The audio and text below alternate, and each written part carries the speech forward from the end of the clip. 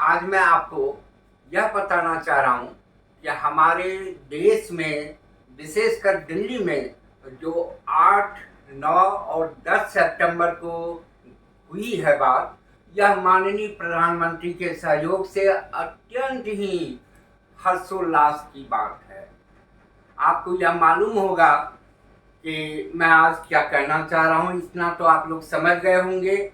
और मैं आज आपको जो G20 शिखर सम्मेलन हुआ है, इसी पे हाईलाइट करना चाह रहा हूँ, इसके बारे में जानकारी देना चाह रहा हूँ कि बहुत से लोगों को यह जानकारी नहीं है कि यह है क्या, क्या हुआ। हमारे देश में इतने राष्ट्राध्यक्ष आए और सभी बड़े खुशी से गए। इसका क्या आउटकम निकला, परिणाम क्या निकला और इससे मुझे क्या मिलना है, या सामान्य लोगों को इससे क्या लाभ मिलेगा, यह जानना अत्यंत ही जरूरी है। यह हालांकि इस प्रकार के शिखर सम्मेलन का श्रेय हमारे माननीय प्रधानमंत्री महोदय को जाता है, जिन्होंने अथक प्रयास कर इस शिखर सम्मेलन को इतने बड़े आयाम तक पहुंचाए हैं। धन्यवाद के वो पात्र हैं। और अब चलिए मैं बताता हूं कि G20 जिसे ग्रुप 20 कहा, यह क्या है। G20 का मतलब है ग्रुप 20। इसमें जो है 19 देश एवं एक यूरोपीय संघ शामिल है, जिसके कारण इसे G20 कहा गया। अब आपको सवाल होगा कि G20 ही क्यों कहा गया, क्योंकि इस शिखर सम्मेलन का शुरुआत सबसे पहले 1997 में थाईलैंड में हुआ था, जिसमें स्टार्टिंग में कम कंट्रीज थे, 7 कंट्रीज थे। और इसका कारण यह हुआ कि थाईलैंड में वित्तीय संकट, फाइनेंशियल शॉर्टेज हुआ। वित्तीय संकट होने के कारण उनको लगा कि अगर मैं मुद्रा का अवमूल्यन कर दूं, मनी का वैल्यू डिग्रेड कर दूं, कम कर दूं। आप यहाँ जरा समझिएगा, मैं समझाना चाह रहा हूँ कि मुद्रा का वैल्यू कम कैसे होता है और कम होने के कारण क्या होगा। उनके यहाँ से बहुत से अधिक औद्योगिकरण के कारण बहुत से लोग, आदमी आएंगे और अपना उद्योग धंधे का विस्तार करेंगे। इससे उनके देश की अर्थव्यवस्था में सुधार होगा।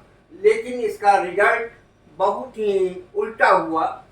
यहाँ पे किसी भी प्रकार का निवेश नहीं हुआ और इन देशों को वित्तीय संकट का सामना करना पड़ा। स्टार्टिंग में इसमें 7 कंट्रीज थे, 1 से 7 कंट्रीज थे।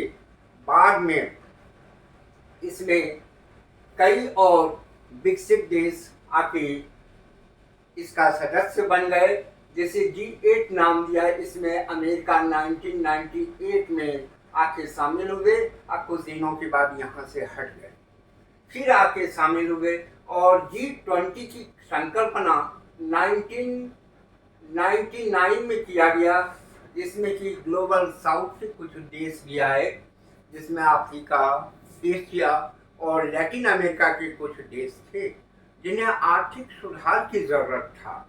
अब निष्कर्ष के रूप में मैं यह कहना चाह रहा हूँ कि G20 एक प्रकार का वैश्विक प्लेटफॉर्म है, जहाँ पर कोई भी देश आकर अपनी अर्थव्यवस्था को सुधार सकते हैं। और अब यह बहुत ही महत्वपूर्ण बन चुका है। अभी जो आपके अपने यहाँ दिल्ली में आयोजित किया गया, इसका क्या आउटकम आया, यह भी आपको मैं बताऊंगा। लेकिन इसके पहले आपसे एक रिक्वेस्ट है कि इस वीडियो को लास्ट तक आप देखिएगा, तभी आपको समझने में आएगा। और मुझे जो है अपना व्यू लाइक करके, सब्सक्राइब करके, कमेंट करके पेश कीजिए, ताकि मैं समझ सकूं कि क्या हुआ। अब G20 की पृष्ठभूमि क्या है, यह आपको समझ में आ गया होगा। बैकग्राउंड जानने के लिए मुझे पीछे की ओर जाना पड़ेगा।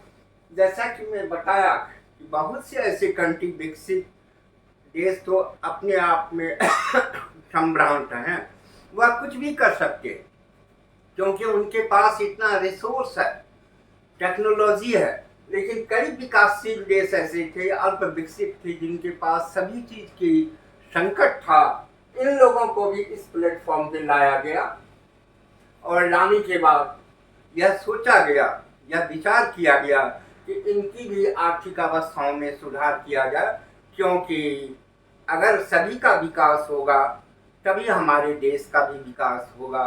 और इसीलिए इनकी पृष्ठभूमि अगर देखा जाएगा तो यह कहना मैं चाहूँगा कि जो पिछड़े हुए राष्ट्र थे उनको भी सम्मिलित किया गया ताकि वह भी अपने विकास या आर्थिक समानता के स्तर को प्राप्त कर सके। अब देखिए G20 की कार्य प्रणाली। G20 का कार्य प्रणाली दो प्रकार से किया जाता।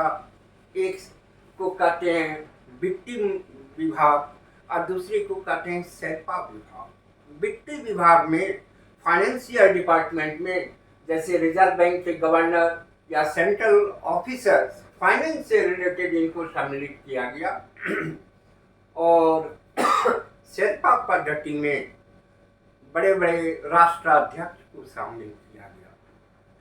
इसमें वित्त प्रणाली के जितने भी सदस्य थे यह जो है 97 तक इसमें इन्वॉल्व थे। कहने का मतलब गवर्नर, IMF, WTO एक्सेट्रा। लेकिन इसका प्रयास उतना सफल नहीं हो सका, इसलिए इसमें शेर्पा प्रणाली को भी शामिल किया गया।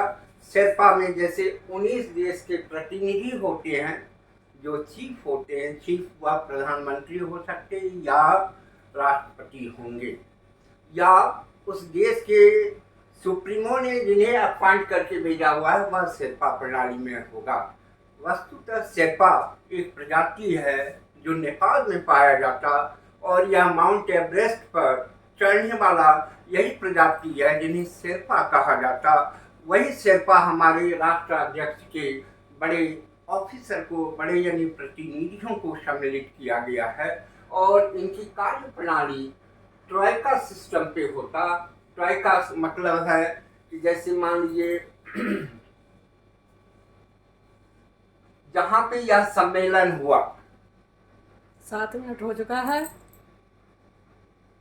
और आपको एक चीज मैं बताता हूँ, ट्राइका सिस्टम जहाँ पे यह सम्मेलन लास्ट वर्ष हुआ और फिर सेकंड में आता कि जहाँ पे यह हुआ अभी, और थर्ड कहाँ होने जा रहा है, इसे ट्राइका सिस्टम कहते हैं। ट्राइका सिस्टम पे आपको एक चीज बता देता हूँ कि पिछला सम्मेलन यानी 2022 का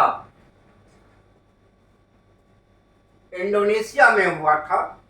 उसके बाद 2023 का दिल्ली भारत में हुआ और 2024 का जो है ब्राजील में होने वाला है।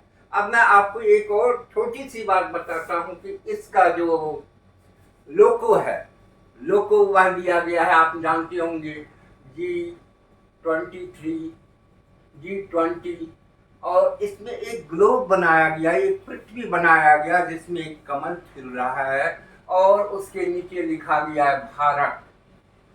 भारत वसुधैव कुटुंबकम। यह उपनिषद का एक लाइन है। वसुधैव कुटुंबकम का अर्थ है कि आज हमारा विस्तार पूरे विश्व तक हो चुका है और आज हम सिर्फ दिल्ली या कलकत्ता या पंजाब हरियाणा के नहीं हैं बल्कि पूरे विश्व के हैं। और इसीलिए कहा गया है one earth, one family, one future. इतना ही अभी मैं आपको कहना चाह रहा हूँ और आगे के वीडियो में फिर आगे बताऊँ।